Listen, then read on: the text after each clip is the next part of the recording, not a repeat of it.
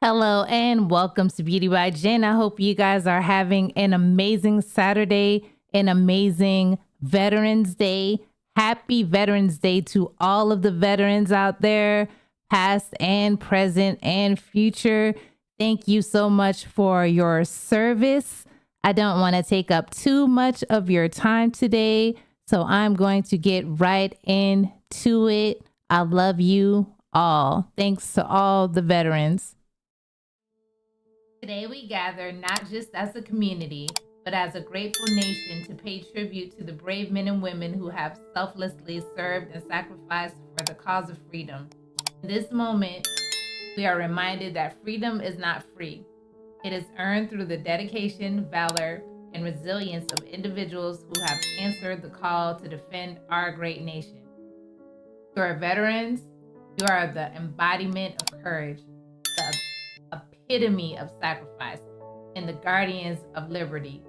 Your unwavering commitment to duty and the sacrifices you have made in service to our country are beyond measure.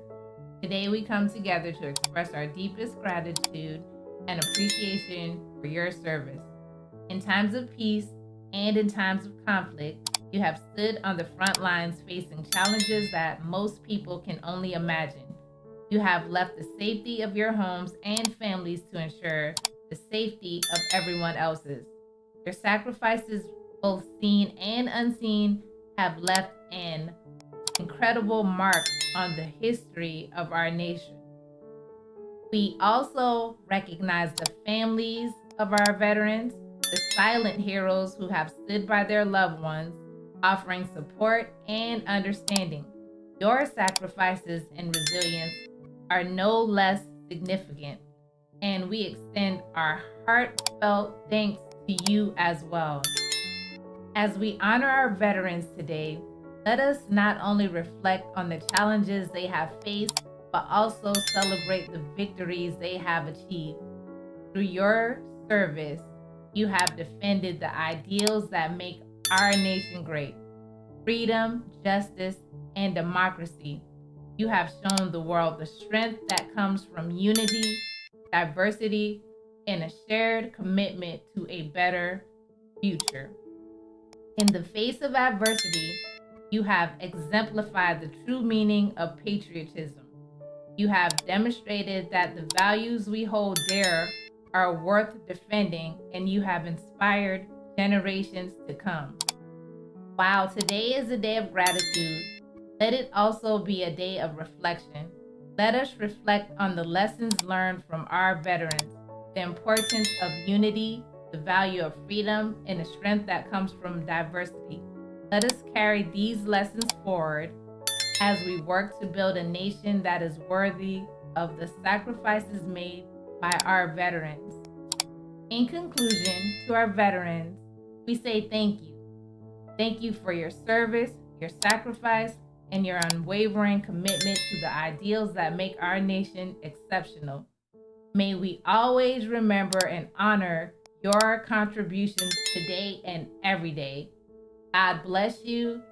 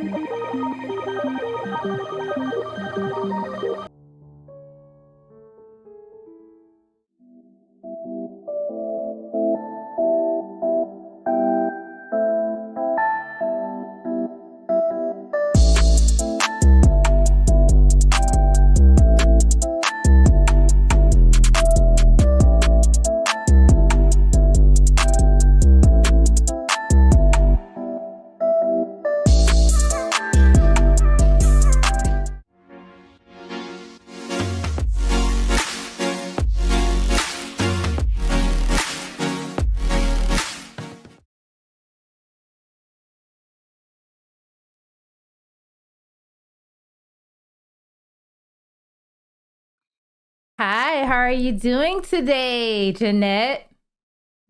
I am so excited right now. I am excited too. I am so glad you are here. I wanted you to be my very first guest, but schedule conflicts, nobody's fault. I understand you have a busy life. Me, not so much, but you do. And scheduling conflicts made it that you weren't my very first guest, but that's neither here nor there. I am glad that you are here today, and you're always welcome here. You're always welcome anywhere in my presence. I love you, girl. And today I just wanted you on to talk about your journey. I've known you for about 12 years or more, if not more. And I wanted you to come on and just tell everybody about you, a little about your life, whatever you want to disclose, of course, nothing too personal, just whatever you feel comfortable with talking about. And I just wanted everybody to know what an amazing person you are, friend, sister, just all around great person. So, with that Are you being gonna make me said, cry? no, no, I don't want you to feel like, like I'm trying to overinflate this, but like you were a very important person in my life, seriously. And you came into my life at a very pivotal moment. Like, before I even get too deep into it, like, we went through a lot of things and, it was an emotional roller coaster for the both of us. But without giving too much, I'm going to give you some time, if you don't mind, to introduce yourself. Just give them a little like who you are. It's on the screen, but just a little, as much as you want to give, and then we can get right into it. Yeah, I would love to. So Jen is one of my really good friends. So for me to introduce myself with her, it's like, do I have to? But you guys don't know me. So my name is Jeannette Garcia. I'm an Army combat veteran. I served with Jen. That's how we know each other. I was a military police officer, and while I was served, I was part of a female engagement team.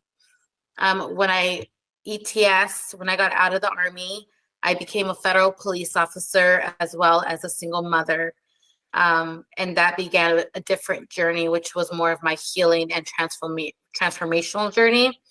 And after all of that, I began to share my story of my experience in the military. I talk about domestic violence, sexual assault, and war, and how I personally experienced it and how many people who remain silent are experiencing it and don't speak out. So I try to empower people to share their stories and to hear my story, because if you hear mine, you'll hear thousands of other stories in my story. And because of everything I do, I also threw my hat in politically in the political arena. So I do a lot of political volunteering and support with other people, because elections have consequences, and those consequences do affect our military members, single mothers, and our families at home, in our churches, in our schools. So that's why I decided to do that as well. But I'm so excited to talk all about this with you. I am so excited too. Like that was great. I'm glad you took them through just the little basic journey of where you were and how you got here today. So I'm very happy to have you here. Now, let's just start a little bit. Of course, I have notes because I am not as great as everyone else who doesn't have notes, but first and foremost, how are you? How are you today? I have a lot going on today. I got let go of my day job in July, and it's the first time in like 15 years that I had to decide, like, oh gosh, I could decide to do whatever I want. What am I going to do? And I thought I wanted a job, and so I started applying to like everywhere you could think of, and because of the economy and the social climate, I can't get a regular job. So I was like, well, you know what? I'm going to do it on my own. And one of my friends was like, hey, like, what are you doing? I was like, I'm in bed. Like, I don't get out of bed unless I have to. And he's like, go to the gym. We're going to go get coffee and we're going to talk. So that day, that's exactly what I did. He's an Air Force veteran, and he's like, hey, this is what I'm doing. He's doing assisting veterans with their disability claims and PTSD coaching, helping them through the journey. He goes, you would be perfect at doing this. Why don't you do this with me? And I was like, yeah, why don't I do that with you? So we're doing it, and we're opening a business. We already opened it. We're going to start doing like full time in December. We got an office, and I'm so excited about doing that because I'm doing a lot of other stuff. I just wrote a book, and in hand with everything, it kind of all like fell together. It's God's perfect timing, right? He decided all of this before, and he knew this was going to happen, and he put me in those positions to be here at this moment to share the story with you exactly when everything's about to like hit, and I'm so excited about it. I love that so much because my life is mirroring your life. Like, I was at a place where, I didn't want to do this job. I didn't want to do that job. I didn't know what I wanted to do. Like, I had a little trouble coping with jobs in general because it's like, like we left one environment to come into the civilian world and the civilian environment. And it's a lot different. And it could put you through like a lot of like emotional ups and downs, and you can't decide, and you don't know what you want to do and what you don't want to do. You don't want to be pressured to do anything. And my mom was actually the one who told me, like, you know what, like, just take a break, figure it out. You don't have to try to do everything. You don't have to try to be everything. Just try to calm yourself down.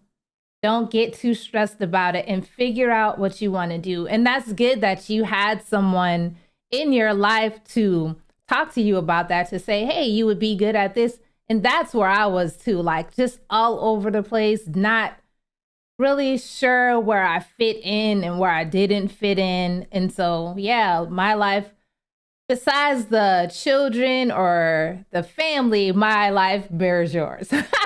I really like. We're a lot of like Yeah. opposite ends of the spectrum. Right. That is so awesome. So tell everybody, if you don't mind, where you are from originally. I am from East Los Angeles, California. I'm from East Los. It was like the hood. And my family eventually decided that's not the place for us. My parents sold their house there, and it was like the best thing they could have done for our family. We're in Arizona now. We've been here since 2001, and I love Arizona. I don't think I'll ever go anywhere else unless my husband is like, I'm not married, I'm single, but if I get married and my husband was like, I need to move, then we'll move because, he's my husband. But I will retire here and I will have a house here forever. So I'm in Arizona and I love it here. Everyone should come to Arizona.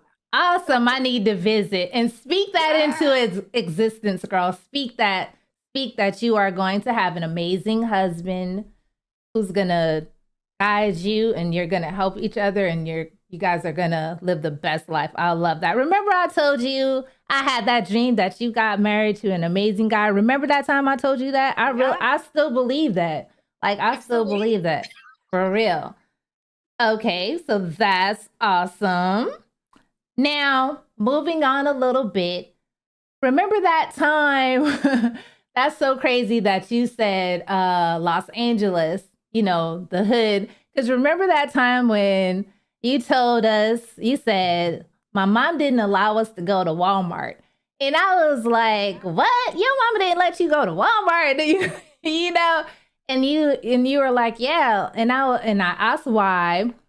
And you said because it was dangerous there. But now that you say that's where you guys grew up, the hood, I get it now. Because I'm not saying it's anything wrong with the hood for anybody who lives in the hood. I'm country.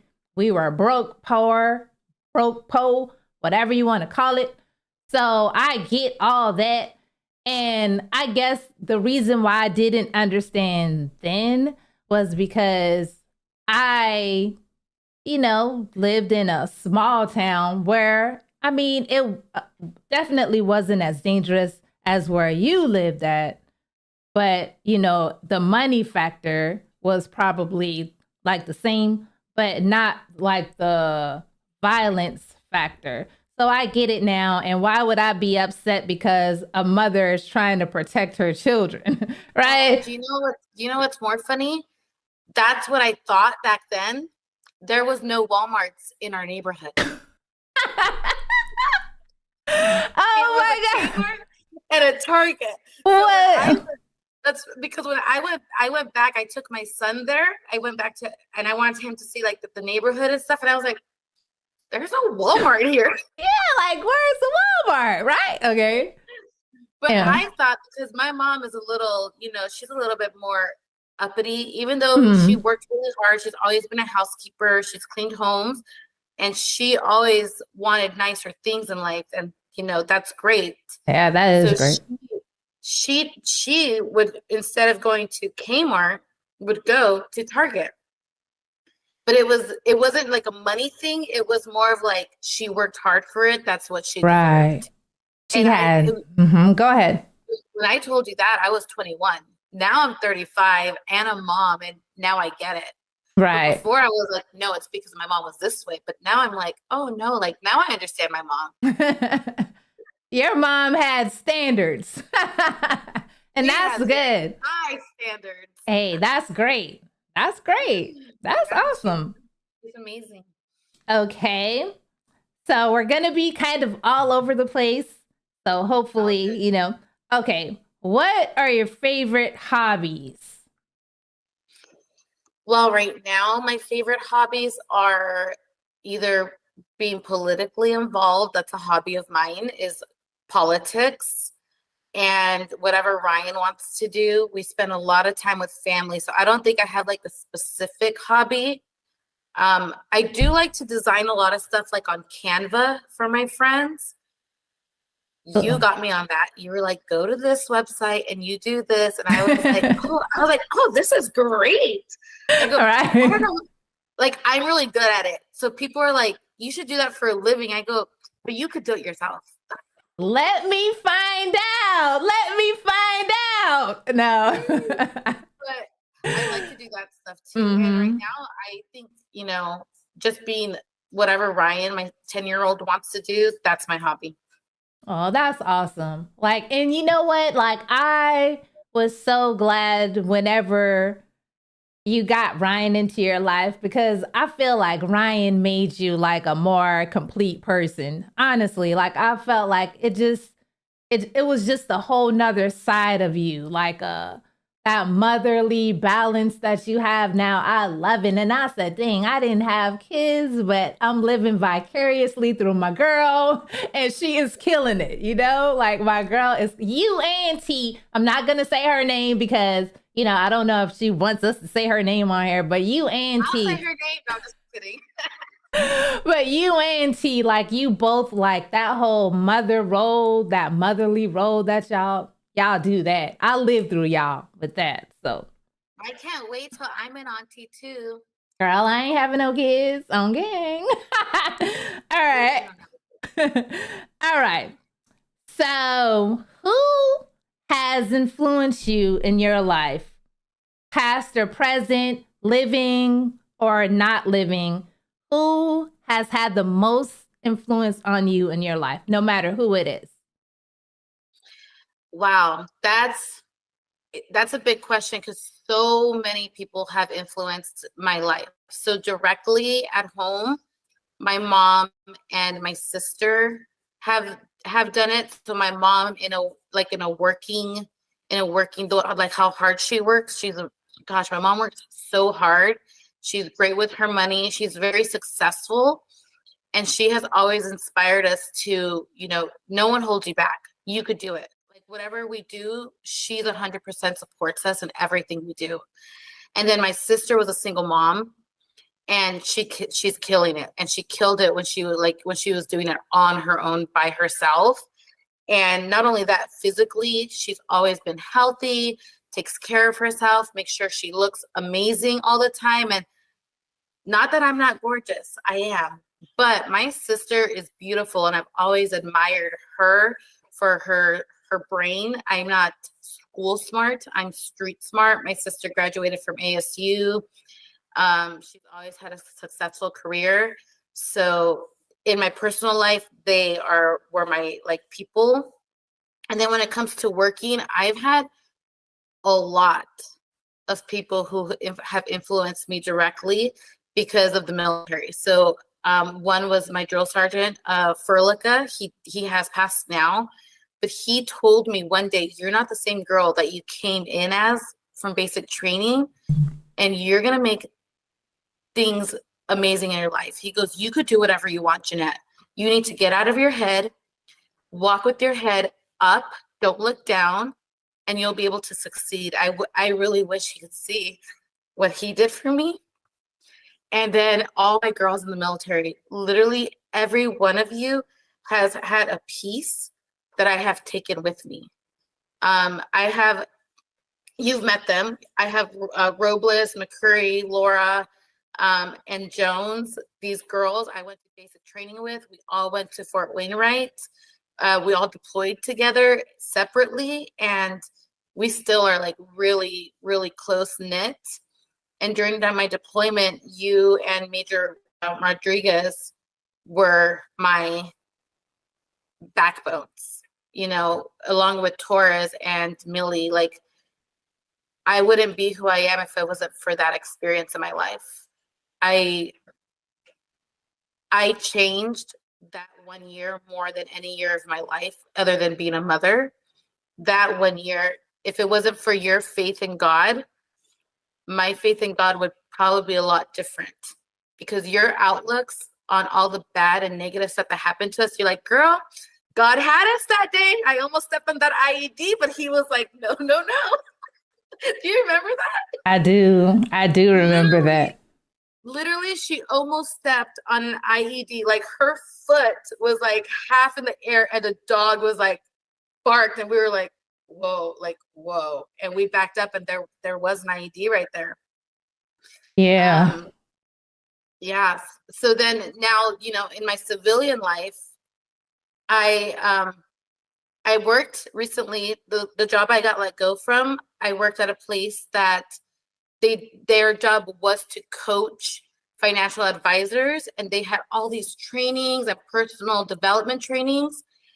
And like the environment there taught me that I can't be the person I was in the military with civilian people. It really was a transformational in my professional life. Right. So like, you know, throughout everything, there's so many people that have changed my life, but the pivotal people are like the people that I talk to them all the time. Absolutely. Like I can count on one hand the number of people I still actually have, even though we don't speak day to day or maybe even month to month. Like there are always people like yourself, of course, T, like who will pick up the phone and it's like we never stop talking. Like I think I talked to T like a couple weeks ago and it's like we never stopped talking. Like that relationship just came back like it was nothing. So that is awesome. Let's move on to, this is a big one. What is the hardest challenge you've had to overcome in your life? Oh my gosh. That's a really good one.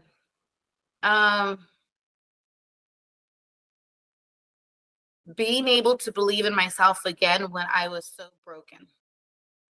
Yes. I've experienced domestic violence. I was raped. I went to war. I've almost died. I had to pick up my friend's body parts. I was an alcoholic. Then I was a single mom. All of those are hard, right? But the hardest thing was after all of that, I lost myself. A few years ago, I was like looking at pictures and I was like, man, I wish I was that girl again. That 21-year-old, I was fearless. I didn't care what came out of my mouth. And then all of a sudden, like I lost all of that confidence. Like it disappeared, and to regain that was the hardest thing. I think I'm still going through that transformation some days because I lost so much of who I was or who I thought I was, not realizing that God was actually transforming me to become the woman that I'm becoming. And I was instead, I was so stuck in missing the old me that I wasn't fully empowering myself to accept the new me who is empowering others to be strong and amazing. I've had so many women and even men reach out to me to be like, wow, what you're doing has changed my life. Yes. And that's kind of hard to accept because I'm like, I'm changing your life, but I am. And you know, that's what we do now. Like you're doing it also, like holding your podcast and being able to speak is changing people's lives because people see us and we're just regular people. Yeah. Literally, you know, we're regular people, and we're having an impact. And I think that transformation was the most difficult, is regaining that back into me. And you know what? That's crazy that you said that because I remember when I would never do something like this. Remember when we used to have the FET meetings and I would say, no, you got to go with me. Like, I'm not going without you. And like, you'll talk to him and I'll agree and disagree, but you'll talk to him and you'll tell him what we're going to do. And you'll tell him, and you always did it for me. So thank you for that. But I like in the past, I really didn't feel like a person who could like express my thoughts and you said you weren't really educated, you know, like you were street smart, not book smart, but like you could never tell in those meetings, like you handled those meetings like a boss. And I sat there like, yes, girl. Tell them we not doing this and tell them we not doing that and tell them we doing this. And you really handle everything like a boss. Like, you know, like I was supposed to be leading the team, but it was like you were leading the team, you know, like you were like pulling the strings, like making sure like, nah, our team is gonna run smoothly if we do it like this. And if we say we're not doing this and if we tell them we're doing that. And like, I really appreciated that. Like, I really did. Like, I don't think I could have done that. Like the role they put us all into was like so strange. Like it was new for all of us. Like all they told us was, we're going to do this thing that the Marine Corps did and we never did it before and we're going to call ours this. and we're going to do it. Right. And it was kind of like, okay, like what, and then like, and we killed it. Right. We did kill it. And it was like, all right, our male's going to even want to work with us. These are infantry guys. Like they probably, I don't know if they do or don't hate females, and they probably wouldn't want us in their world. In the way that we migrated in, like it was seamless. Like it was a few hiccups in the beginning. And then when they saw like, you know what, we aren't going to have to babysit them. We aren't going to have to hold their hands. Like they can handle all this just like us. It was on. It was like, okay, can this team come out with us today? Can this team come out with us next week? Can this team? And it was like, and it was like, okay, maybe we weren't being used in the proper capacity because they weren't sure how to use us. And it was kind of like, can you gather information or something? Like that'll work. And maybe we weren't supposed to be doing that, but it worked. Somehow it all came together and it worked. So I wouldn't have wanted to be with any other women but you guys. Like you guys rocked it out. You never complained. You never said this is too hard. You never said I'm tired. Whenever they wanted us, you guys were like, all right, okay, when are we going? What time? When? For real. I know. I always think about that. I'm like, they put us, I was a specialist, and in those rooms that you're talking about, there was colonels, majors, E7s. Yes. Like, we weren't talking to just like other soldiers. We were like briefing big wigs. And I think that helped me in like how I am now, because now I look at people and they're like really rich or really well off. And I was like, they put their pants on the same way I do. I promise you, I've probably done more shit than them. Indeed. And I don't care what I say. Yes, indeed. Say it, girl. Way more than you would have ever even imagined. And I think that's a part of the civilian adjustment too, because like a lot of civilians can be very like high and mighty, for lack of better terms, and they haven't even seen half of what you have seen or half of what any other veteran has seen. And I just wanted people to get a glimpse of that, So, oh, go ahead. Oh yeah, we did. We were amazing. And did. I want people to know we were the most requested vet team during our year of deployment, that even special forces units were requesting us. And did. All of y'all would know how badass we were. Yeah, we were. Yeah, we were like, and for me, like you already had like a badass job, like you were an MP. I was a cook, so, so when they, if I could get out there and get it done, like for all the other cooks out there who they say, oh, you were just a spoon or this or that, I got it in, okay? I got it in, all right? I seen some things. Now, moving on.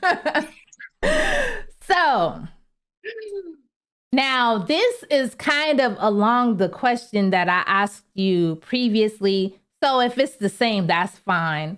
But if you wanted to add some people, who is the person or the people you admire the most? Like, I know your mom was definitely one of them, your sister, your son, but anyone outside of that? I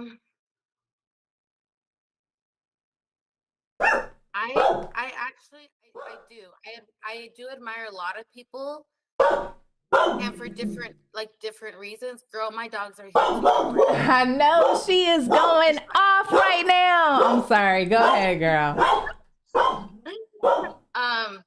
Gosh, I honestly admire the most is the girls that I've gone through the trenches with, because we could be like miserable in bed every day, and we're all killing it. Like literally killing it. So like, I admire like you for your strength, and then I admire T for like what she's done. And then when it comes to like my life now, I really do admire my mom the most out of everyone, because everything she's ever done in her life was specifically for her family. And you know who I admire? Actually, let me take everything back, because I admire all those people. My grandmothers. They came to this country in the 60s or whenever they came, and they killed themselves working, one in a factory, one at a bar. And they made sure that my parents, because my parents, they were neighbors in Guatemala. So my grandmas were best friends. So my grandmas came to the United States. They left all of their kids, both seven kids and 8 kids, with my grandpas, and came to the United States and killed it. And now we're first generation American, and we're pretty successful. So my grandmas are probably the most amazing people in the world. Awesome. Awesome. Now, again, more repetitive questions, but I just feel like I have to ask. I just feel like, when have you grown the most in your life? Like, what caused the most growth in your life? 2 times.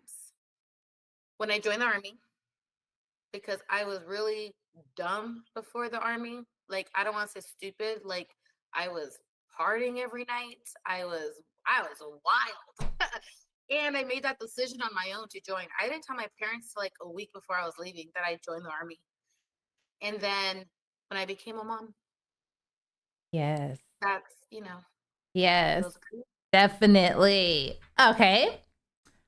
What motivates you to get up every morning? Are you driven by money, by relationships? What drives you? What drives Jeannette? one, God, first and foremost, always. My son, to show him that it takes hard work and determination and dedication to get something done. Even when I don't have anything to do, I'll find something for us to do to make sure that I'm showing him hard work. And helping people is my biggest motivation right now, to empower and help other people, to show them that they could do what I'm doing. I'm no one special. And, I've gone through a lot, and I'm not sitting in bed crying, eating ice cream all day, because not that you're weak. If that's who you're doing, like who you are, and you're doing that, you're not weak.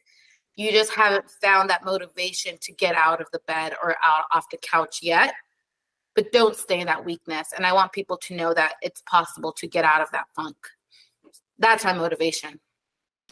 Yes, I agree. Like, and I'm not acting like I'm like more stoic or more strong than anyone, because I have gone through situations where I felt like, you know what, I can't do this. Like, I can't get out there today. But you have to keep going forward, keep pushing forward, put your faith in something, even if it's not God or religion or whatever. But I know. Everybody doesn't prescribe to that, but for those of us who do, that's great. But if you don't, that's great too. But you need something to make you, besides pills or something, because Let's get off of that. yeah, like let's try to keep ourselves going, stay motivated, get something, read a book, I don't know, a motivational book, I don't know, something to make you want to get up every morning. Because I know some people do battle deep depression, that's okay, but don't stay in that rut. Please don't keep yourselves in that rut, like Jeannette said. What have you learned about yourself recently? You know what? A lot. I've learned that I'm capable of not depending on someone to tell me what to do every day. Not that any like a job specific person did that, but a job does that. they keep you on your toe. Like you have to go to work every day at 8 o'clock. Like you depend on that job. And right now I'm learning that I could depend on myself and I could do it on my own. And I'm to be a mom to a 10-year-old. It's another challenge because he's smart, man. He's teaching me something every day. I'm like, oh, I didn't know that. I'm telling you, like my niece and my nephews, like they are on top of it. Like they are super smart. I don't know if it's the computer age they're in or the tablets. I don't know what it is, but these kids are smart. So you're right about that. I'm sure he keeps you on your toes. Like that's a good thing because you'll always learn something new. Like you'll be growing up along with him, you know? So what do you think about dating and relationships? I have been single. Okay, so I tell people this. I've been single since 2012. Yes, okay. I did get pregnant. And it wasn't that because we were in a relationship, it's because we were not careful. And I had the most beautiful child because of that. But we tried to be in a relationship, but it wasn't a real relationship. We didn't like or love each other in that way. So I don't know what it's like now to be in a relationship or relationships. But what I see is that it's harder. With the dating apps, with the internet, everything's at your fingertips and no one wants to commit. And people always think that they could get something better because it's available through the internet instead of working on what's in front of you. Like a lot of my friends got divorced, they get cheated on or they're cheating. Everyone's in everyone's DMs. Like, it's just wild out there. It's like, I don't know if I want to date. I want someone who's ready to be in a relationship. I don't want to date to not get married. I want to date to marry. So I'm waiting very patiently because it's on God's time. And I don't get approached actually very often to date. I don't know if it's because my personality, because I know I'm cute. So there's something that I'm doing that's not like showing that I'm available, I guess. Right. Maybe it's my aura. Girl, for me, I thought it was a curse or something. I'm like, it's some kind of energy I'm putting out that is like. Maybe someone put a curse on us when we're not. Right. I'm like, it's a curse. I'm single. I'm a girl single. Like, what's going on? No, but it's all good. Like you said, it is, in fact, in his perfect timing. And it's no need for us to stress about it. I know I don't. Like, it's kind of like, girl, I know I'm still killing it. So whatever. If you don't like me, you just don't like me. But you get it. Like, yeah, forget it, you know? Well, Ryan's asking me for a baby brother. I'm like,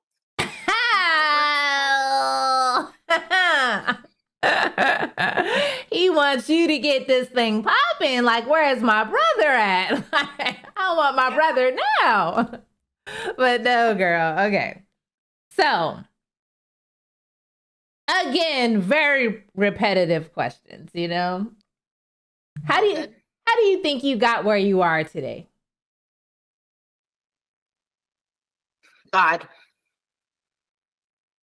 It really is God, because when I wasn't in the Word of God, when I wasn't in that relationship is when I have been in the worst areas of my life without hope. So not that I don't suffer sometimes or I don't get sad, but now I do know that I have hope and someone to turn to. And it really makes a difference in how I see like the rest of the world. Because I do see, things that like I used to judge, but it's not my place to judge. Instead, I just want to show people love, because that's what God does for us, is he shows us love, so that I should be able to show people love. I'm not perfect. I might not do it all the time. We're human. But growing that relationship with him is is really my number one. Like I can't even think of anything else to go with that, because it really is what helps me daily. Absolutely. I agree 100%. And I just actually started going back to church because I was at a place where I didn't like church. I'm not even like, it was something that I wasn't getting from church, but then I was led again to understand that it's not the people in the church that you're even going to church for. Like, you're actually going to build your relationship with God. And Didn't we have that conversation? girl, I don't know how I fell off, but it's like, it's not the people that you are going for. You're going for your relationship with God, actually. And it would be great if you and the people agreed on everything or agreed on some things, or but it's not always the people. And you can't say, oh well, this person is doing this, so why am I listening to them, and this person is doing that, because it's not about them. They are imperfect just like I am. Like we are all there because we are imperfect. Like none of us there are perfect. And it says that when two or more are gathered, I'm there, So you can't forsake the fellowship. So I recently started to go back, and, I'm still wilding out, but not in a wilding out kind of way, just trying to just get myself back together. And, like he knows where I am, and he always meets me where I am, because if he wasn't meeting me where I am, I would probably be really lost and down and out right now. And like he always just continued to pick me up when I say he, Jesus, God, in Jesus' name, Holy Spirit, he's always considered me where I am. And so I will never be ashamed of Jesus. Like, I'm sorry, like I know some people, like, they get around people and it's like they are ashamed to even mention Jesus or the Father or anything about that. But I'm not ashamed. I'm not gonna, like, he isn't ashamed of me and I'm not ashamed of him. And we'll move on with that one. All right. What's one idea that you think the majority of people get wrong? Ooh. Okay, so do I want to go political? Do what you want. Do whatever you want to do. Do what I think they go hand in hand. Okay, I'll go with what the conversation we just had, and then I'll go into the political. Okay. So one, I think one wrong idea is kind of like exactly what you said. People who don't like to go to church, who grew up in a church, they don't have a problem with God. It's not the relationship with God. They have a problem with people that either fucked it up for them, betrayed them, gossiped about them, made them feel not welcomed. And that's not what we're there for. Like, you were like spot on, because that's what I tell people this all the time. And I'll be like, but you're not there for those people. Like, who cares? There's someone else you could probably get along with or talk to or whatever. But I think that's a misconception, is that we're there for relationships with people, but we're really there for a relationship with Jesus Christ. Absolutely. And then politically, I will say, I think in this climate, what people, what was the question? Say it again. The question was, what's one idea that you think the majority of people get wrong? That everyone dislikes each other based off their political views. Yeah. It is on a high right now that people, if you tell them you're Republican or if you're Democrat, they just automatically hate each other. And it wasn't like this years ago. I mean, I have been the exact same, girl, you know me. I have been the same views and everything since I was young 20-year-old, 18-year-old. And all of a sudden, I vote for Trump and I lose. When I lose a lot of friends, a lot of friends, a lot of friendships, family members like don't even like to talk to me. They don't say it like that, but you could tell, and it's actually really sad because there's no reason for it. It's just a viewpoint. It has nothing to do with your relationship with your friends personally. Right. Right. I agree. I always use you as my like guinea pig to say, yeah, my friend is a Trump supporter. Like, what's the problem? Because like you said, it has nothing to do with our relationship, our sisterhood, our friendship. Like, that's like a whole separate issue. Like, it's not even an issue, really. It's just like you believe something. Like, for me right now, I think I'm leaning more towards independent, before I was like Democrat, but now I think I'm leaning more towards independent. Now I'm trying to see like where I actually want to be. Right. Like, like there are some keep pushing you right. Right. And pushing you right. but that's great that you are ride or die for your cause though, because like, with all of the recent, legal battles our former president is facing, like he's gonna need all of his supporters to stand behind him because like they have him in court, So, hey, I'm sure I see it every day. You guys are riding hard for him, and that's good, as you should. Like, hey, who you feel would be better to run this country, and support is what he needs at this time, So, with that being said, are you a night owl or an early bird? Ooh, you tell me. I would say early bird, and I hated it. Oh my gosh, guys. One time we were getting up. I don't know if we were getting up to get ready to go on a mission or whatever. And I wake up like this all the time.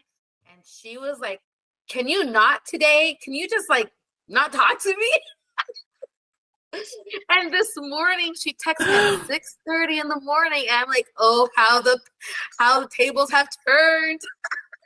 Right. But in my defense, we do have a little minor time difference. So it was a little later for me. But yes, like now I'm realizing that, you know what, to get some stuff done, I have to but for us, it was like, it wasn't just like 6 o'clock early. Like we were like 1 a.m., 2 a.m. about to go on these long missions. So it wasn't like, it wasn't like just normal morning early. It was early. And you was just so happy. Like, good morning. Like, going on a long mission. I said good morning. She's like, don't talk to me. Like, don't say good morning. Like, who says good morning? We fight like sisters. Like literally, we fought like sisters. Yes. Like, I mean, like we fought so much, but we always made up. Like all of us did. We fought so much. Like that's why when you and T were fighting, I was like, nah, I'm being matchmaker and we all getting back together. We not doing that because we went through too much to be doing all that, for real. Like, nope. Nah, we all sisters. We still hanging in there. So I'm glad we all worked that out, for real. We not fighting on our team. What is your proudest accomplishment? Oh, let's see. Well, at this moment, obviously, being a mom is my proudest accomplishment because my son is an A student, always on honor roll, and that has nothing to do with me because that's him. Yes, it's great. I just finished my book, and it's going to be released like in a few weeks, if not a couple of days, like tomorrow maybe. So that is my biggest accomplishment. It has taken me 2 years and then 6 months with the ghostwriters. And I I'm very proud. It's a quick, easy read. It's not like a big old manuscript, like less than 100 pages, but it's directly goes into whatever I needed to speak about. So that right now is my proudest moment. So would you say this would be the best year of your life or no? Ooh, I don't know yet. You don't know yet. Perfect answer. Perfect answer. What was your worst year? The worst year in your life? 2011 to 2012. Girl, let me tell you. How have you changed the most over the last year? Over the last year,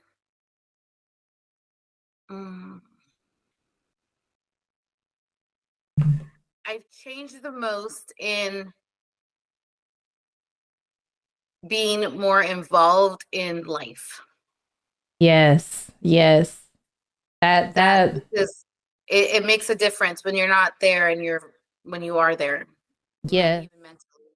Yes, absolutely. When you can be present, like being present is everything, isn't it? Like just being present. Like I know we spent so much time not being present. So that was a perfect answer.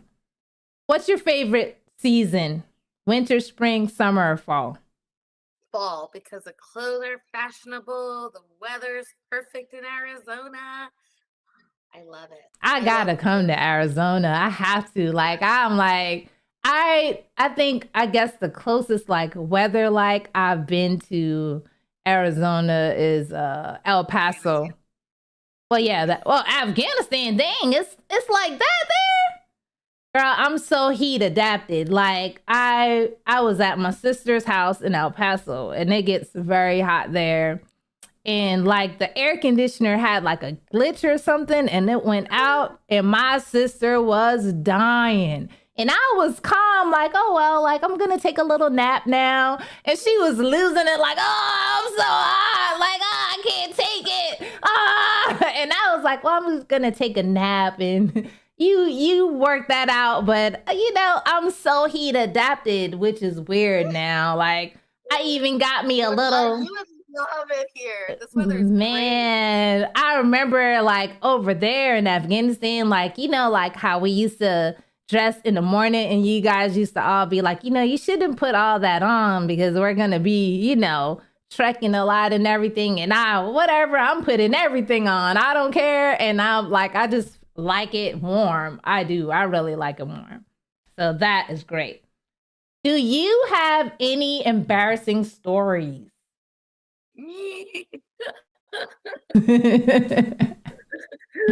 Yes. Oh my gosh. Hold on. I'm trying to think of anything recent, but okay, this one time, this is like a long time. This was, I think, even before the army. Mm-hmm. I was at a house party, I was looking all cute, drinking my drink. I had something to tell my friend, or I think a song came on, and I go running to go run outside. Well, let me tell you that there's sliding door windows so clean. I was running really hard. I freaking went into it and broke their their door. I didn't just like boom. I broke it. Oh my gosh. Oh my gosh, girl. I mean, well, for you to tell us that, thank you, because I would have kept that to myself. So thank you for letting us inside your world, Okay. What 5 people would you bring with you if you were stuck on a desert island? 5 people. Ryan, obviously. Of course. My child. Of course. For sure. My friend Julie, because she's all you would love Julie because Julie is like always positive in the worst situations, and you're the same way, and I'm not. So I need someone to bring me back down to the ground. And I don't know, 5 people? 5. You can do it. Your son, Ryan, Julie. You got 3 more. and all of my nephews and nieces. Okay, I'll take that. You can have them all. Would you rather spend 1 year at the North Pole or 2 years at the Sahara Desert? Well, since I've done both of them, I'm going to choose the desert. Right. Right. Like you would fit right in the desert. Like that would be no problem for you to adjust there. Who is your celebrity crush? I know you have one. It's because I did, and then politics ruined everything for me. Oh, Okay, no. The Hemingworth brothers, is that their names? Yeah. You talking about Chris? It's Chris and somebody. Liam and they're handsome. Yeah, They're deliciously good looking men. Good choice. Good choice. What superpower do you wish you had? Ooh. Strength. Only because when I lift is when I feel the best. So if I was like strong all the time, that would make me feel amazing. Yeah, you and T get it in. Like every time I see y'all getting it in, I'm like, I need to get it in, but I just never get it in like y'all. Like y'all lifting and pumping and crossfitting and all that. I'm so lazy. Like I'm gonna get it in. I'm gonna get it in. I really am. I am. What is your spiciest opinion? And this could go along with that other question that most people disagree with. Would it be along the same lines as the political thing? Oh, yeah. I'm a huge Trump supporter, and it's not only Trump. It could be whoever the person is that has his views. Mm-hmm. The thing about Trump and Carrie Lake and these people is that they speak out and they don't care what people say. Yes. They're not there to make you happy. They're there to speak on the truth. And Yes. people don't like to hear the truth, and that's why they don't like them. Yes. And they attack them personally because they don't have anything else to attack them on. Right. You know, if you argue with someone and you start doing personal attacks, it's because you lost the argument already. Right. Right. I agree. Whenever you have to take it to a level that's not even about the conversation anymore, like you're already out of it. Like no need to even continue the conversations. Now, I would like to say, though, I feel like his lawyers are failing him. I would like to say that. I don't think they're doing a very good job legally, and I think he needs to get different lawyers. What's her name? Alina, whatever her name is. She's great. You think so? The other day? I mean, if she, like, outside of the courtroom, the speeches are great, but we need that inside. We need more of that inside, Alina. More of that. Didn't let her speak. The judge told them to be quiet. They weren't here to hear him speak. That's literally why he's in court, is to hear his side of the story. Right. So we do have a corrupt system. And I think what these cases are doing is bringing light to the corruption that we do have in our judicial system. It's supposed to be unbiased. Right. You can't go into these court and know that they don't like you because of your views. Imagine if they did that because of our race. Well, no, you're going to go to jail because they did that back in the day in California. Yeah. People like Kamala Harris was making money off of sending Black kids to jail. People don't know that. Well, they should research it because she's the reason that they did that in California. Wow, that's crazy. I'm gonna have to research that, girl. What? Sending Black people to jail for no reason? No, for real. You know, the small petty weed stuff. That was Kamala Harris. What? That was Kamala? Yeah. I'm gonna have to research that. I'm gonna research that. I'm looking into it for real. People researched it. You know, for voting, they would not like her. She's not very smart in general, let alone she's pretty. And Joe Biden, they're corrupt. Wow. Not because of your views, just because of. Look at their voting history. These people have been in politics long enough to see their corruption. I didn't like Obama either, but they don't align with my views. And so when people hear these things about me, they get very upset. Girl, people have called me a Nazi. I'm like, I am brown. Not a Nazi. It's not funny, but dang, they called you a Nazi. Girl, if you can think of the worst things, I'm like, people message me, they're like, you're a Hispanic woman. You're supposed to vote like this. And I've had this conversation with you before. We're not supposed to do anything because of the color of our skin. Mm-mm. Do whatever you want to do. The fact that people even say that is like, what brainwashed thing that you watch that you think that, you know, just because the color of skin or where we're from, we're supposed to vote. Right. Mm-hmm. Yeah.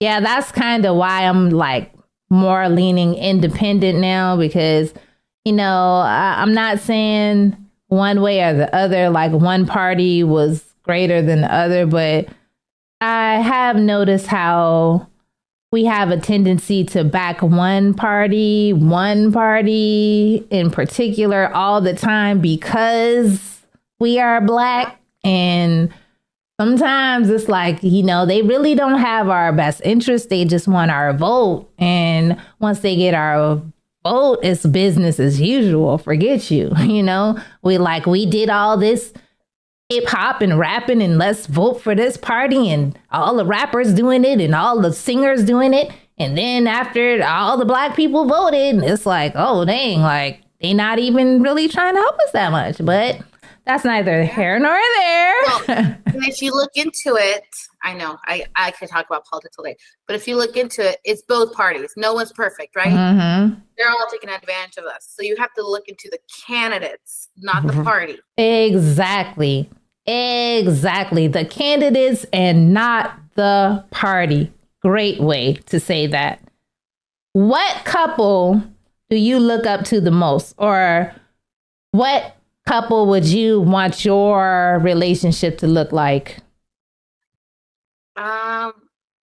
I don't know anyone specific that I want my relationship to look like, but I do admire my uncles and aunts that are still married because I've seen them go through all of it. I have an aunt who had a stroke, and my uncle is there for her no matter what. Like, he kills himself for my aunt. And I don't want their relationship, but I want someone to love me that much. Yeah. I want someone to love me like Christ loved the church. Okay. Yes. Like yes, Christ girl. loved the church. Exactly. Love me like loyalty. Loyalty is everything. You know how we feel about loyalty. Like, loyalty is everything for us. Yeah. All right. What are the red flags in a relationship for you? I know this sounds odd to some people, but I don't think men and women are meant to be friends. So when there's a man who has tons of beautiful friends, that's great. They're probably amazing people, and they're just waiting for their opportunity to date them, or the man's waiting for the opportunity for the woman to give them the open to date them. So for me, like, the amount of, you can have like professional relationships with obviously the opposite sex, but not like a friendship where you're going to dinner and lunch all the time. Right. Like, for me, that's a red flag. Someone who they don't necessarily have to go to church, but absolutely doesn't believe in God and won't even give it an option. That's my red flag. And then someone who wants to stay home. Right. No ambition. Yeah, I would say like having too many friends is definitely, like, of the opposite sex is definitely like a little red flag-ish. Like, you know, why do you need so many work buddy female friends, you know? But not because I'm jealous, but because it's just a very slippery slope. And, you know, you may be confiding in that person more than you are confiding in your own spouse, because maybe you guys, or your partner, because maybe you guys spend more time together at work or something, whatever it is you do. And then you develop these relationships there. But yeah, you're right. Definitely a slippery Lope. Well, someone's always looking for the end somewhere. And normally the person that says, I'm not interested in them, then it's the other person. So you would say that would be the rule, like some of the rules you have for a relationship you would have with your partner. That makes sense. And you said the qualities you would want them to have is what? Be preferably a churchgoer, preferably what else along with that? Like what kind of qualities? Obviously to believe in God, that's like number one. Mm-hmm. To love to be around family. Somebody that, I don't know what it is, somebody who works hard and loves to be with their family. I am like insanely attracted to. It is like, they don't have to be like handsomely Chris Hemsworth looking. If they love God, family, and working or providing, then you like have my heart. Obviously loyalty and like the basic stuff that people say, but you could cook too if you want. But Absolutely. I'm gonna hire somebody to clean our house. Absolutely. Absolutely. Like I was telling one of my friends that the other day, like it's just something about someone who is like driven, who knows how to do things. And I think for us, it's probably because we have taken on that role for such a long time in our lives. And it's like it would be refreshing when someone else can do something. They know how to do something. They understand things. Like they can even teach you something. And like, I guess for people like us who like, you know, we've been the leaders throughout our lives, it's like, it would be great for someone else to be the thinker sometimes. Like we are always the thinkers, you know, like I went to dinner with my friend the other day, and it was he is a guy friend that I dated, but we just went to dinner. It wasn't anything. And he's like, where do you want to go? What do you want to eat? And I said, I don't want to make a decision. Yes. Just take me. Yes. Like I don't want to make a decision today. Like sometimes I just want to be the person who is, for a lack of a better term, being led. Like, you know, make a decision, make a choice. Like, why do I have to think of everything? Why do I have to come up with every idea? Like, and that's why I needed help with my channel, because I said, you know what, I'm just going to get help. Sometimes you need help, even if it's not a romantic partner. Sometimes you just need somebody to bounce ideas off of, you know, like not just being in the trenches on your own, like thinking of every single aspect of what's going to happen next. What am I going to do now? How should I do this? How, you know, so that was perfect. What is your, oh, go ahead. A lot of men nowadays don't play that role in being the caregiver. They want to be taken care of. Look at me. I am a woman and I want a man to take care of me, and I take care of you the way a woman should take care of you. Like that's what I want.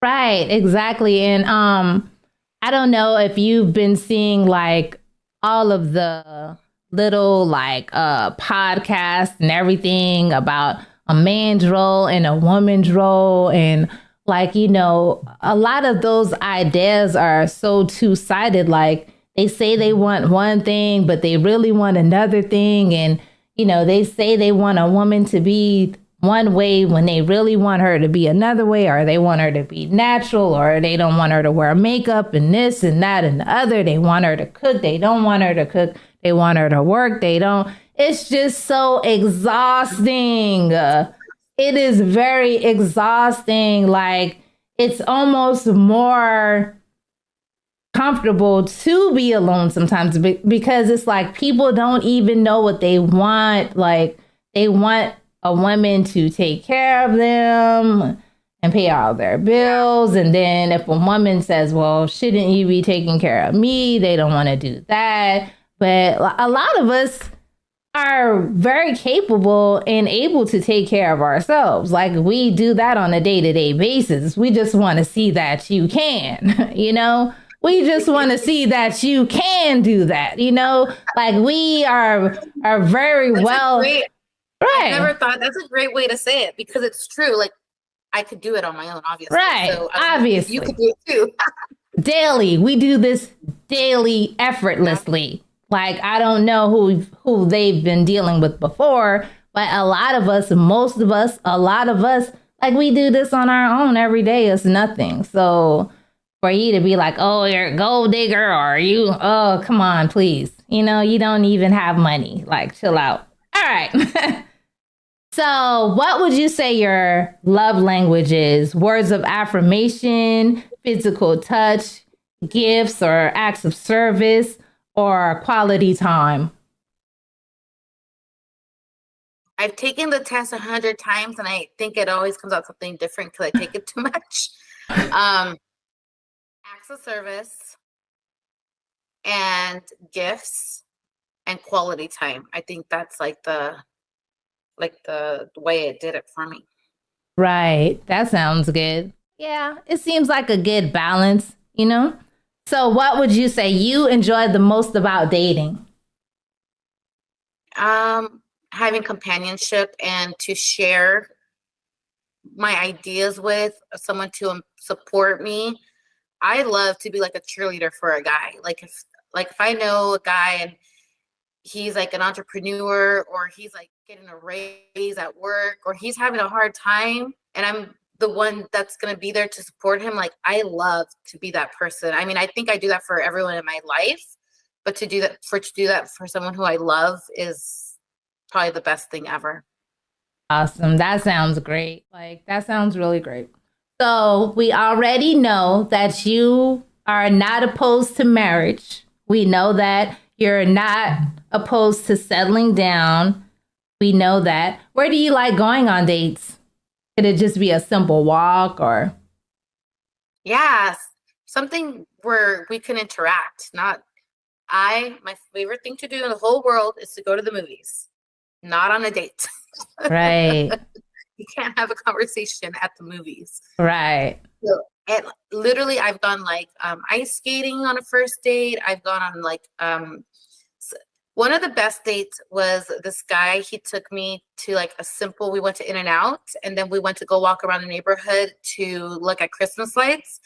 And it was probably the best date ever because there was no competition. There was no like worried about the money thing. Like he obviously paid, it was a burger, but like I've gone on dates on a nice restaurant and stuff. And the guy's kind of waiting to see if I'm going to take the check or pay for my own, or I don't know. It's really weird. So I think something that was simpler was just like nice, like great. Right. Yeah. This new thing that's going on now between males and females is crazy.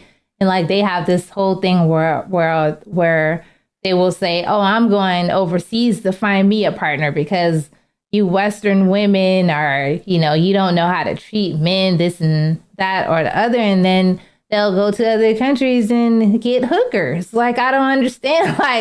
I think the feminist movement ruined relationships. It ruined women and it ruined society in general. I know people don't like to hear that, but it's true because now men expect us to be like men. They'll be like, well, didn't you want everything equal? Well, no, that was not me. Yeah. I will go home and make you a sandwich, sir. Yeah.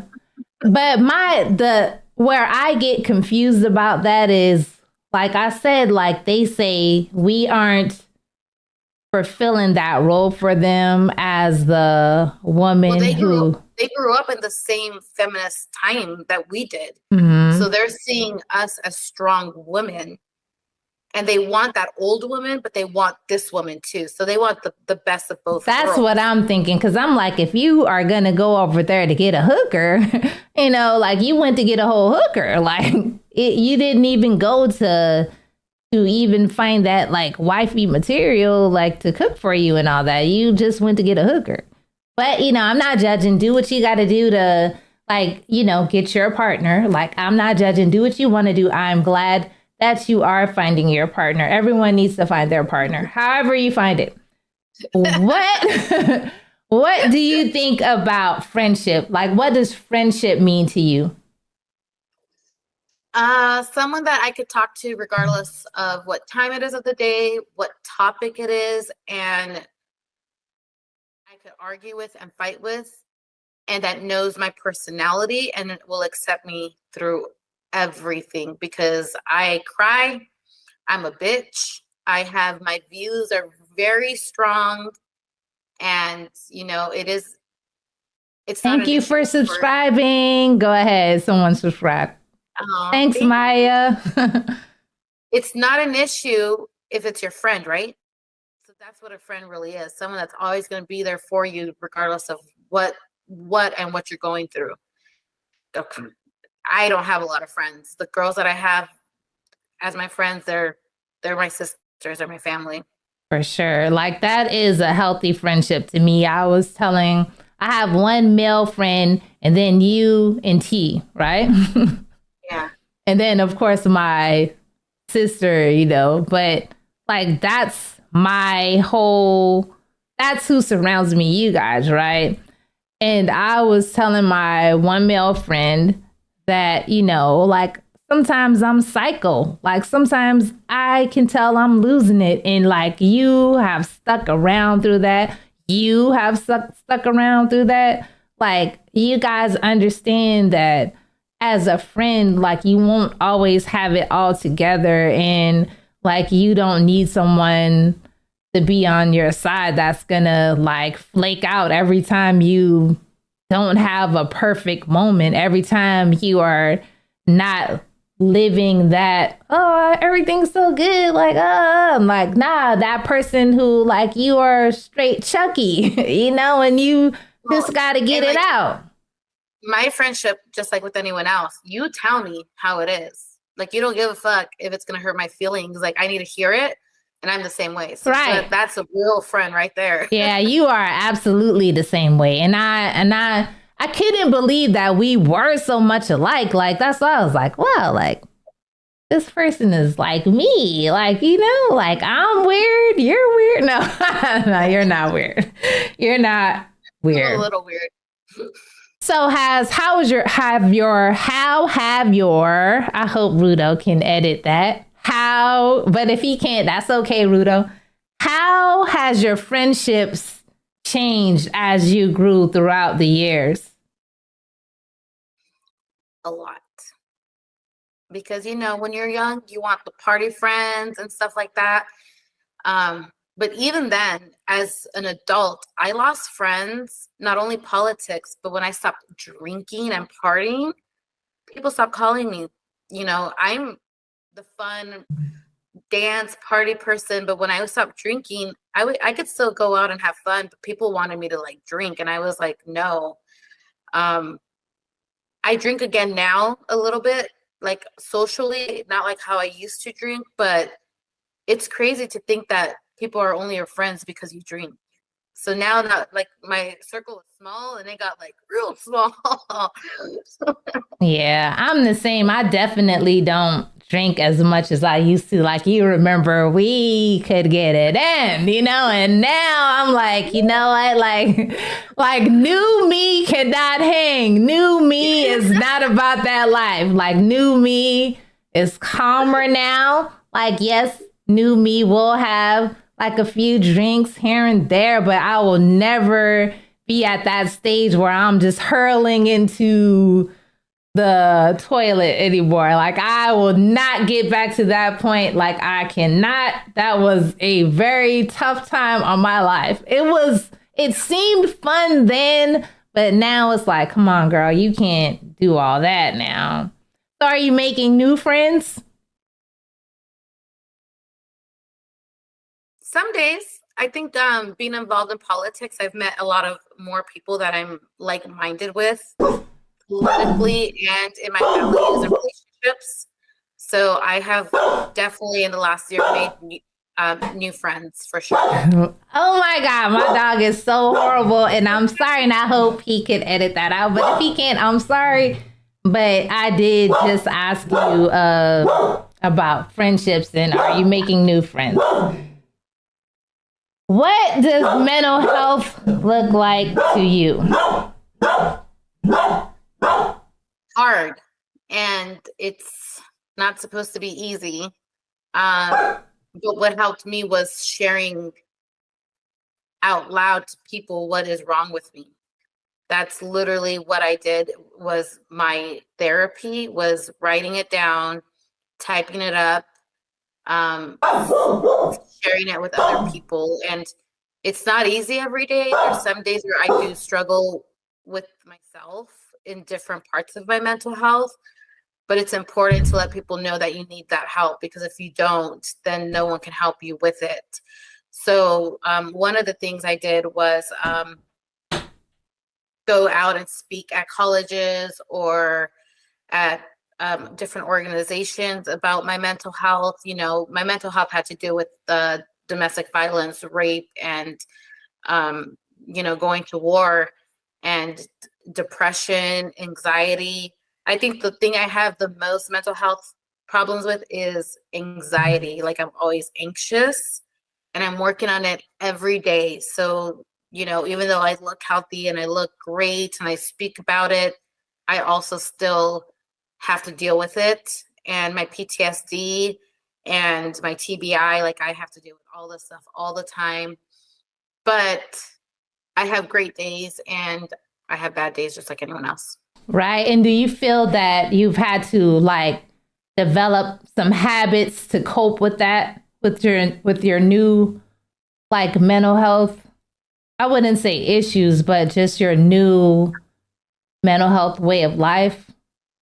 Yes. So whenever there's like a really bad day, I take the time to myself. So I'll like take my son to my cousin's house, or my brother will take him, and I'll do something for myself. And taking care of myself, even if it's like getting my nails done, taking myself to eat by myself, going to the movies by myself, just that alone time has helped a lot. Prayer, when I'm going through that stuff, is a big thing. So I know I don't like to say that, like, if you don't believe in God, but people don't, meditation is great. It's that alone time that you have spiritually, you and with God. And then I write things down, and then depending on what it is, I'll hold on to it, or I'll like trash it, burn it, or cut it up, because I don't want that anymore. And that's like my way of getting rid of it, even though it might be there again tomorrow. At that moment, I let it go. And do you find that music or nature helps with that as well? Oh my gosh. Oh, and my dogs. Get a dog. Yeah. They're great companions. Yeah. Music, girl. I love music, you know, depending on my mood. I don't have a favorite artist, but I love music. I do too. Like, I go through music phases. Like, one day it'll be hardcore rap, and then the next day it'll be like Nickelback, and then the next day, like, I just go through like so many music phases, and then there's Hillsong worship, and then I just go through so many like music phases. So I get it with that music and everything. What's your favorite brand? Do you have a favorite brand? Nike? Nah, of course not Nike. I don't know. I said Nike. Not Nike. I do love, if I could afford it, I like, okay, so my glasses are Tom Ford. If I was a man, he makes a great suit. I'm not a man, but he makes a great suit. I like Chanel and Versace. And then for things that I can afford, I like Amazon. Yeah. Yeah. Girl, I think I'm on Amazon too much. Like, for real. I had to take a break from Amazon. Like, it's just so convenient. Like, oh, I need this. Oh, I need one of these. So yeah. Who are your favorite people to follow in business? Like, who do you look up to business wise? So my old boss, so there's two people. My old boss, who I just was working with recently, his name is Mark Matson. He's an entrepreneur. He coaches other advisors who are CEOs in their own companies to be him, basically. Man, him and his wife, and there's like a few people in that company who they're great, like business wise. the way he runs his business is the way I will run my business. Maybe not identical. I'm not doing anything with money, but in having clear, precise communication with your employees, with the people you're working with. He does not sugarcoat things. Like, he just tells it how it is. And yeah, it's not everyone's cup of tea, but he's very successful. And like, literally, if anyone has a chance to, this is not no one's paying me for this, but he hosts an event called American Dream Experience. It is life-changing. It's free. It's amazing. I recommend everyone go to it. It's a financial seminar, but it does more than just finances. Like, it really is, like, it was life-changing for me. And then another couple, they're both couples, really funny. And look at these couples are power couples. They've built businesses together. Mark and Sandy Yozapovic. They're the biggest, I don't know how to explain it. You know what Primerica is? I'm sure someone's tried to sell you Primerica or made you sell. It's like life insurance. Well, they're like the head in Arizona for Primerica. There's like 2 people that are at their level in Arizona. And these people didn't graduate high school. They are just freaking rock stars in their business. They're just opening another business right now that I'm going to join, selling health insurance. It's great, but these people have the drive and the motivation. And what's best is all 4 of them are just like the nicest people you'll ever meet. You would never know that these people are like millionaires, billionaires. Like, they're just down to earth, everyday people. Wow, I love that. And they say to surround yourself with the people that you want to become like you don't want to, and I'm not going to even say a job, but you don't want to surround yourself with the person who sleeps all day and think you're going to get success. You need to surround yourself around people who have drive, who are living that dream or started where you are and now they are where they are. Like, you want to surround yourself with positive people, and it doesn't matter where they came from. It only matters that they're trying to get ahead. So that's awesome. I like that.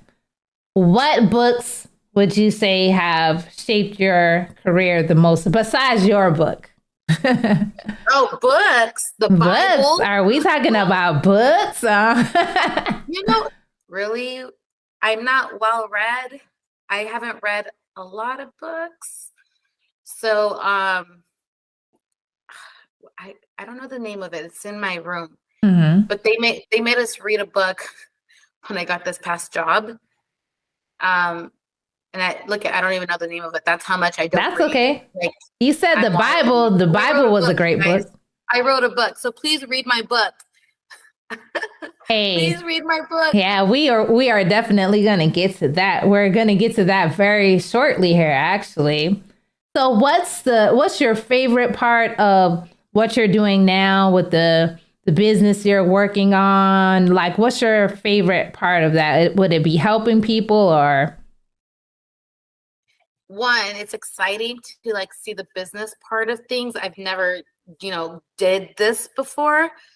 And knowing that I'm going to be helping people is actually what's going to be the most rewarding and motivating thing. Like, I'm not doing this for money. I'm not doing this for like any social climb or, a lot of people have said different things to me like, oh, are you trying to be famous? Like, no, like, I honestly want to help people. Like, I want to make an impact on somebody, and hopefully, working with people with PTSD, I could help them get out of whatever deep, dark hole they're in, and they can live life again. Awesome. That sounds really good. So with that being said, I want you to tell everybody what they could expect from you next. Ooh. Well, obviously my company, it's called Bravery, LLC. That's what it is on Instagram. and that's the coaching company. And I'm also working along with my friend, and his is APA. So together we're going to be helping veterans maximize their disability claims on top of the coaching that we'll have available. And there's like other services, which is going to be great. And my book. So excited. So my book is called Battle Scars. It's the story about me and, you know, everything I went through. It kind of ends abruptly almost, but intentionally. It does go through what I've gone through, but I do speaking engagements. So I go do motivational speaking, or whatever specifically they need me for. And I share more of myself during my speaking engagements from my book. So I'm really excited about my book, actually. Wow, that seems really awesome. I And love it. no, I'm gonna read the book. And I wanted to, like, while you were talking about it, I was gonna play like the thing I put together for the book. But I said, you are going to jack that up. So do it after. Do it after she gives her amazing speech. That was amazing. So I'm going to go ahead and do that now. I'm going to play that. I put this together. Now, go ahead and tell us more about the book. Okay. So my book is about me. So it starts off like when I joined the military. And if you do get triggered, this will trigger you, because I go into detail about the domestic violence, the rape, the things I saw when I was in Afghanistan. But it also speaks about me coming home and having to deal with that stuff, which is the point, right? So I would love for people to read it and to share it with people, especially if you know somebody who has gone through domestic violence or sexual assault, because for some people, it's really hard to get out of that hole of the depression or the guilt or the shame. And I want them to know that there's hope. So that's really what I hope I empower people to do, is to get out of the hole, to speak out, and to be able to share their story. Like, you too could write a book about what you've gone through. Like, we all have a story to tell. And it's great that we could support each other in those endeavors. So I'm so excited. So Battle Scars, it'll be coming out really soon. So if you guys follow me on Instagram, I said one Instagram. So my other Instagram is Surviving After Trauma. You can find me on Instagram, and that's where I share my story and talk about it. So surviving.after.trauma. But yeah.